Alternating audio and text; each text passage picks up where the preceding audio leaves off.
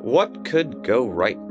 I'm Zachary Carabell, the founder of the Progress Network, joined as always by my co-host, Emma Varvalukas, the executive director of, yes, the Progress Network. And certainly one thing that is an ongoing imperative is the state of global public health. What do we do about diseases, infectious and otherwise? How do we address that there is a collective action problem there, particularly with highly communicable and infectious diseases? So we're going to talk to someone today who has written a new book that bears directly on these questions. Emma, who are we going to talk to? So I'm very excited today to talk to John Green, New York Times bestselling author. Perhaps you've read one of his many books, Looking for Alaska, An Abundance of Catherines, Paper Towns, the classic The Fault in Our Stars, or Turtles All the Way Down, many of which have been adapted for TV or for film. Today we're going to talk to him about his new book, which is Everything is Tuberculosis. And if you do not want to catch him as a written author, you can also find him with his brother Hank on YouTube, where they have a channel called Vlog Brothers. So we are going to not do YouTube today, though. We are doing books and we are doing public health, and we are going to be talking about all things tuberculosis. Are you ready? I am very, very ready. John Green, such a pleasure to have you with us today on What Could Go Right. And you've written a new book that in many ways could have been titled What Has Gone Really Wrong, but What We Can Do to Make It Really Right. So quick and simple, you've written a lot of different books. You've focused on a lot of different things. The world is your proverbial and cliched oyster. So why write a book about tuberculosis? Tuberculosis for me is a disease that really exemplifies the ways in which things could go right or things could go wrong. And we don't always have a choice about that, but sometimes we do. And in the case of TB, we do have a lot of choice because we know how to cure it and we have the tools. And so I was interested in how these diseases of injustice, and I think tuberculosis is in some ways the exemplary one, how these diseases of injustice that thrive not because we don't know what to do, but because we don't do a good job of distributing the resources to combat the disease. I was interested in how these big historical forces come to live inside of one person. And so I really wanted to tell the story of one person living with tuberculosis in Sierra Leone. But in order to do that, I had to tell the bigger story of TB. How did you meet this one person? I mean, his name's Henry, right? How did you Yeah. meet him? Tell us a little bit of the background of that. So my wife and I were in Sierra Leone to learn about maternal health, but on the last day of our trip, we were asked by people at Partners in Health to visit a tuberculosis hospital. And I was surprised that there still were tuberculosis hospitals. Like to be honest with you, I didn't know that tuberculosis was still a thing. I thought tuberculosis was kind of a 19th century romantic poet's disease. So we go to this tuberculosis hospital, and immediately I meet this young boy named Henry, which is also my son's name. And he looked to be about the same age as my son, who was 9 at the time. And Henry just started walking me around the hospital, took me to the kitchen, took me to the laboratory, took me to the men's wards where the patients were living who were under treatment. And eventually we made our way back to the doctors and they kind of shooed him away. And I said, whose kid is that? Is that one of your kids? And they said, no, that's one of the patients. And in fact, it's a patient we're really, really concerned about. And following Henry's story over the next 5 years is really what inspired this book. Did this feel a little different for you from other stuff you've done, or is it more like some of the personal stuff you've done, except in this case, it's about another person? I mean, it reminded me a little, there's a school of immersive journalism, right? Which like Andrea Elliott and Kate Boo and Eliza Griswold and a whole series of people who kind of construct a narrative around a really deep dive into a person. Was like that in your mind as you're writing about this? And I obviously want to get into the bigger picture questions because in the greater scheme of things, what was in your mind about writing this is probably less important than what we're going to do about tuberculosis, but still interested. Yeah, I mean, I'm not trained as a journalist, and so I don't really know how to be a journalist, but I do like those kinds of work a lot. Like I Behind the Beautiful Forevers is one of my favorite books of all time, and I think one of the most important books that we have in English about global health and inequity and poverty. I didn't start out writing about tuberculosis thinking I was going to write a book. I started out writing because that's the way I think. I don't have another way of thinking. I don't have another way of organizing my thoughts or understanding how I feel about something. And so I was just writing about TB and about Henry to help me. And then eventually I realized, I want to turn this into a book. And in some ways it's similar to my other books, right? It's about a smart teenager who loves poetry. So it's not that different. But at the same time, it is very different because I'm telling a true story. So, you called tuberculosis a disease of injustice before. Why don't you give us a bit of a state of play? You mentioned also that you didn't even know that it was still a thing, right? Which I Yeah. think a lot of people coming into the book and the interview will feel that way as well. So, how do we get to where we are now in terms of there are still people all over the world that suffer from tuberculosis? It's just that they're not certainly in Europe or the United States or Canada and things like that. Yeah, so tuberculosis is still our deadliest infectious disease, which it has been for the vast majority of human history. It kills about 1.25 million people per year. And that's especially galling because we've been able to cure it since the 1950s. So in the United States, my great uncle, for instance, died of tuberculosis in 1930. His name was Stokes Goodrich, and he was 29 years old when he died. But in 1930, we didn't have antibiotics to combat TB. Today we do. And so we've done an exceptionally poor job of getting the cure to the people who need it the most. Whereas, if I got TB tomorrow, I would have no problem getting access to the latest medications. So we cured it in the United States with vaccinations. I mean, I think No, primarily with drugs. with So drugs. the only vaccine for TB is actually not that good. Not to be one of those guys. It's mostly effective in preventing severe illness in children. So most of what we did was with antibiotics. I mean, that does lead to this question, very pertinent to the current administration and RFK and sort of attitudes towards health domestically and globally, Yeah. which was not obviously in mind when you wrote the book, but is clearly going to be in mind when people read this book.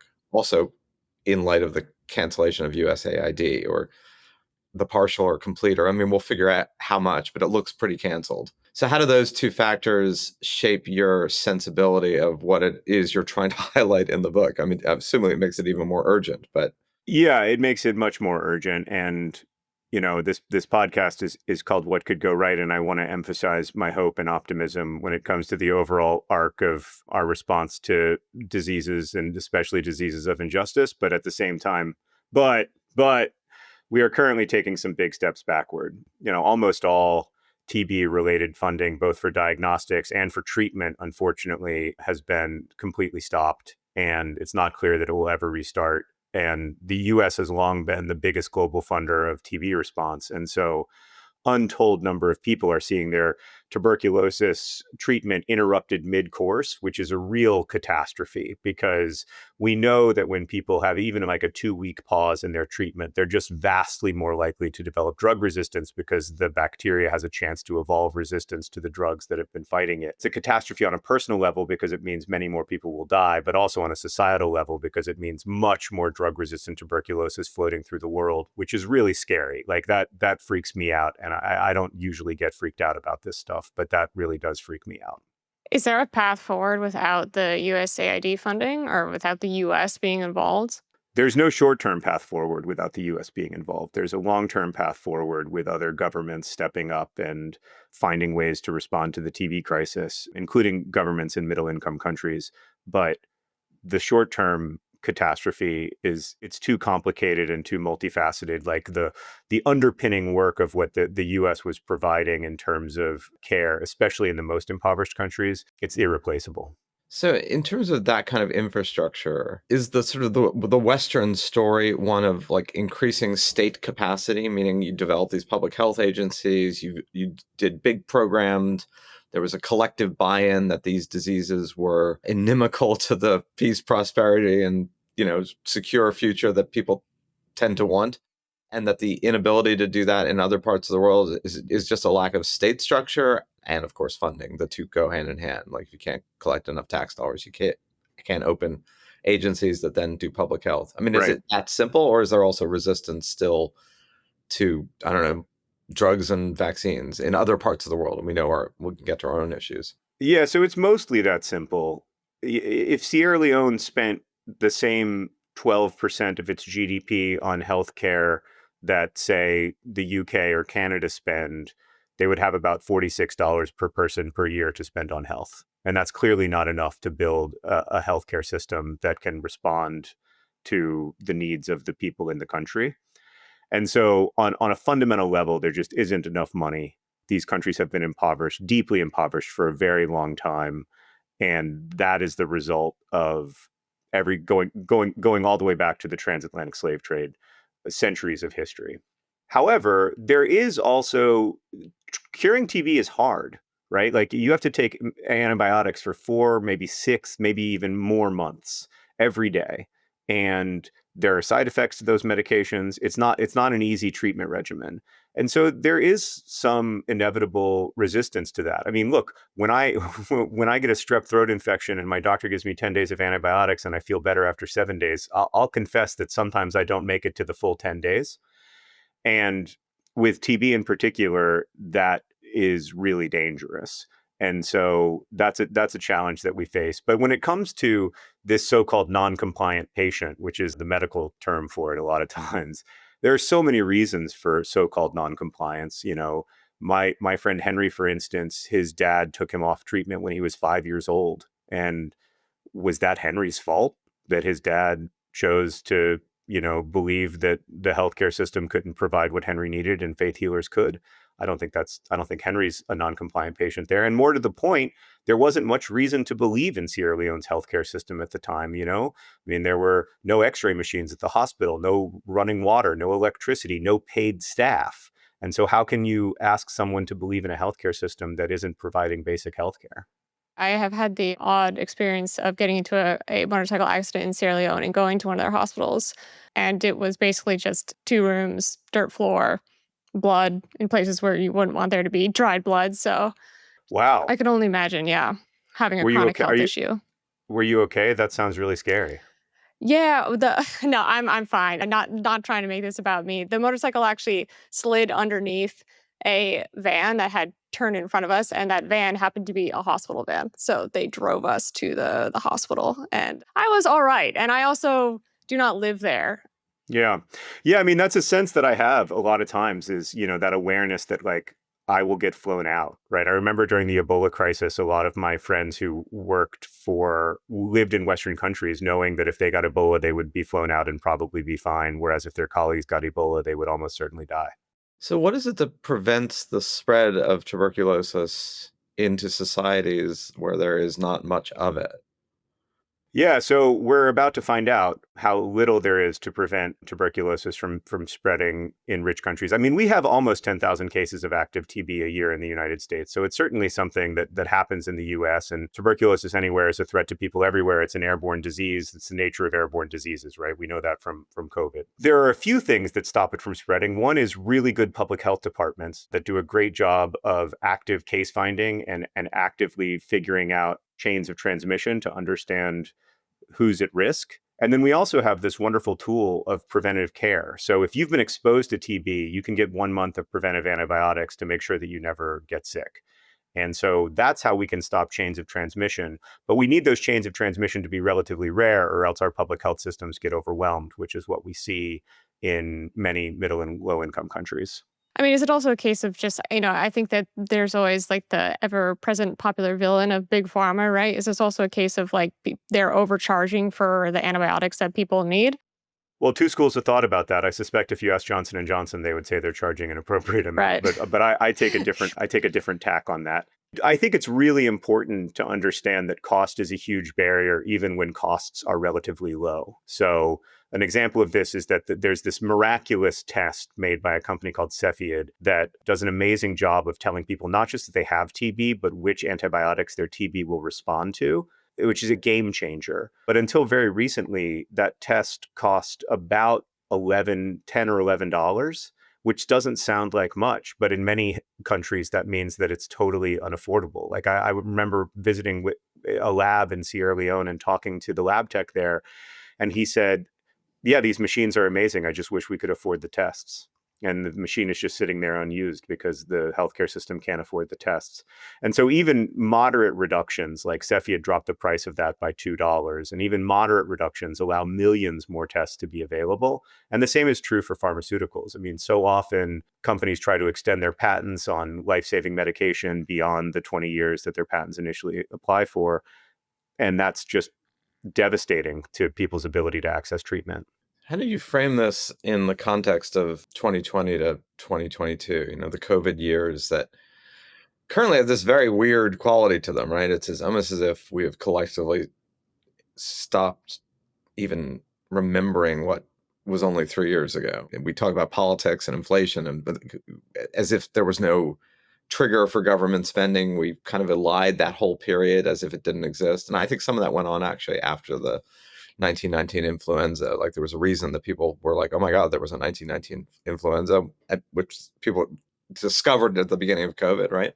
Right. So how does that kind of global miasma about COVID-19, and I probably shouldn't say global, I mean, there are certainly parts of the world that learn from that experience, integrated into their public health. The United States clearly not only didn't, but probably has weakened its public health as a result. So I'm just wondering like how the COVID years both shape actual global tuberculosis policy, even before the Trump administration, how it kind of shaped your own view. So just put that in context. Yeah, I mean, the COVID pandemic is obviously ongoing and probably will be ongoing for a long time, it seems like. But the peak years when the pathogen first emerged were years that I think you're absolutely right. We have tried to forget or tried to elide from our memory. We've had a lot of movies come out in the last 5 years, and almost none of them contain COVID in any way, right? Like we've had a lot of books come out. Very few of them contain COVID. And I think this is true for tuberculosis too. We don't like to live in a world where the big historical actors are not human beings, but microorganisms. That's an uncomfortable place for us to live. That's an uncomfortable way for us to live. And so I think we try to forget about that stuff as fast as we can because it denies human agency and acknowledges the reality that there is a lot of luck and a lot of injustice and a lot of human-built structures involved in who lives and who dies. And microorganisms' role in all of that is uncomfortable for us.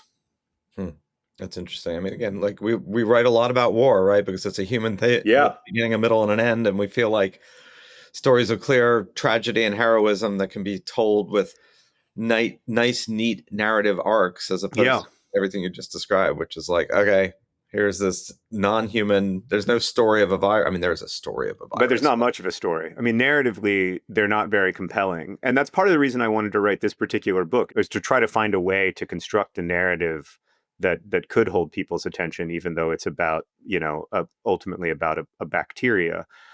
But the bacteria doesn't operate in isolation. Like just as bacteria shape human history shapes bacteria. And I wanted to try to capture both those ways that, we're living with microorganisms crawling in us and on us all the time. Yeah, I wonder if actually, John, if you have any advice. 'Cause I come up against this a lot because we write about public health a lot we have also a newsletter called What Could Go Right. That's the companion to this podcast. And with a lot of the public health stuff, as you mentioned before, it's on the one hand, with a lot of the stuff, it's really, really unfair and depressing that a lot of the Western world doesn't have to deal with the type of things that a lot of people in, let's say, sub-Saharan Africa have to deal with all the time.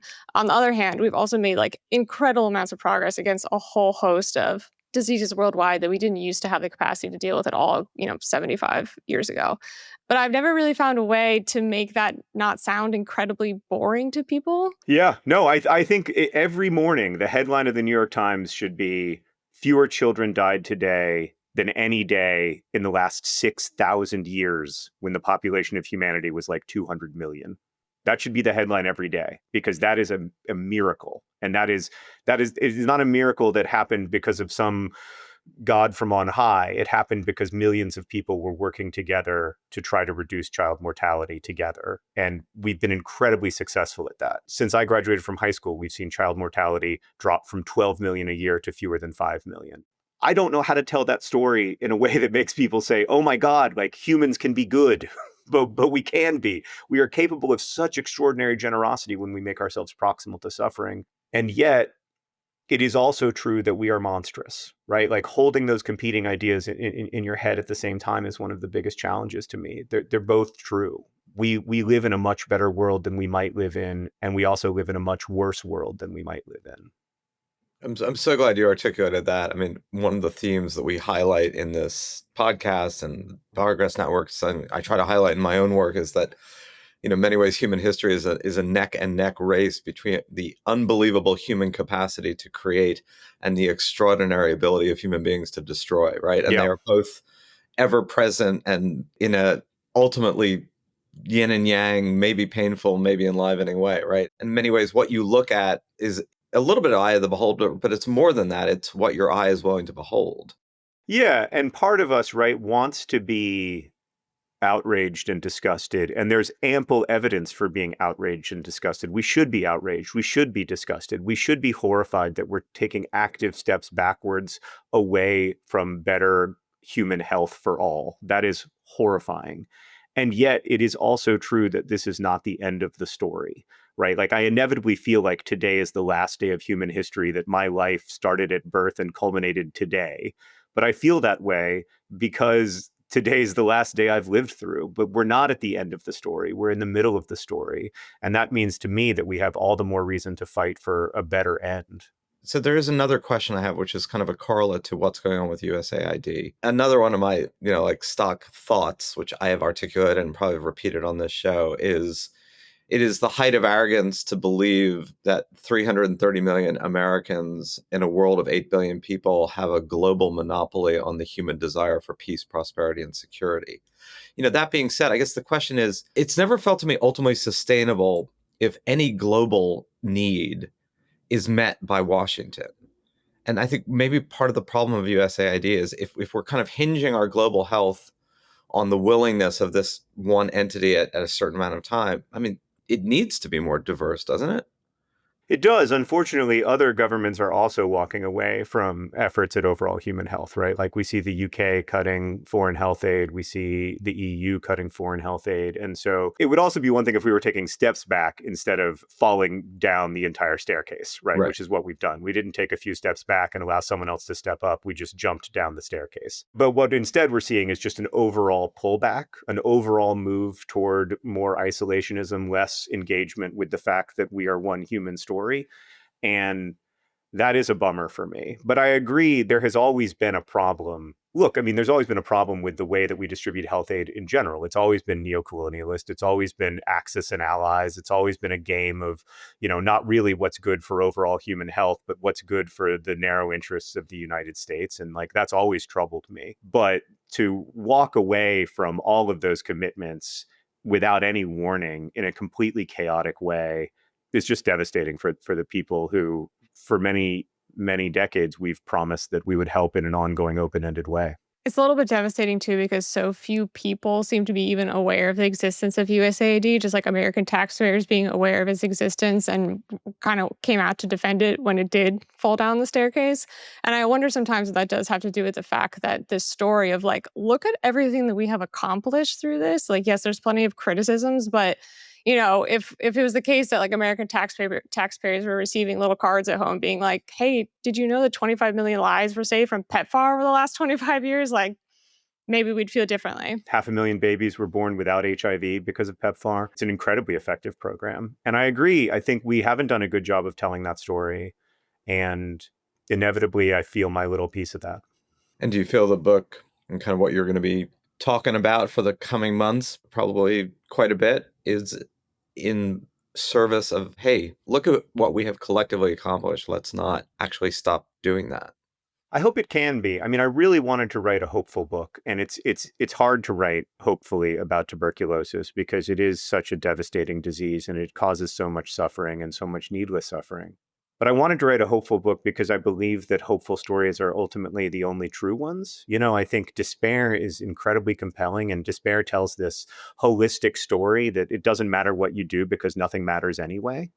And that's very compelling, especially to me, right now. I feel very close to that. That rings a big bell with me. But the truth is much more complicated than that. And also involves a lot more of me having a responsibility and all of us having a responsibility to each other, which is that there is cause for hope. And whether or not that hope is realized is partly something that we will decide together.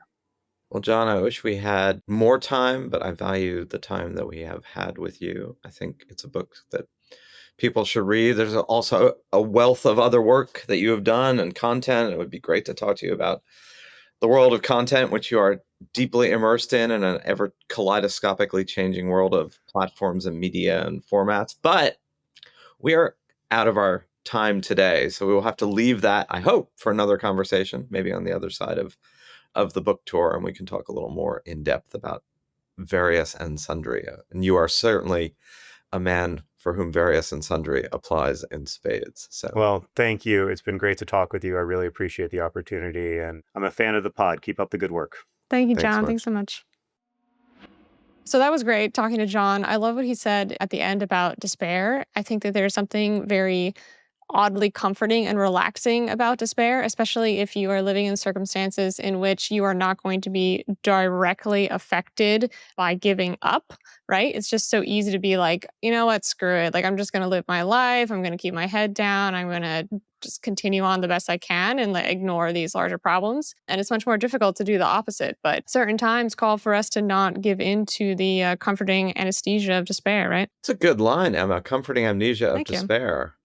I think John, look, it's a sensibility that we clearly share. So, in the Amen Hosanna chorus, obviously we're going to like a lot of what he said from the perspective of like, there's a lot of, frankly, shit going on out there at all times. And the Yeah. task is also to look at, what's going right. And the public health story that he's telling is we actually cured. We collectively over years or decades addressed one of the great killers of humanity in the form of this bacteria, right? Not a human enemy, not the Soviet Union or some sort of actual human created thing, just this thing that afflicted humans. And that's a story of health triumph and collective action. And you, Emma, write a lot about the ongoing story of public health, which is clearly going to be impeded by the evisceration of USAID, but will continue nonetheless in other forms around the world. People don't like dying of diseases that are curable.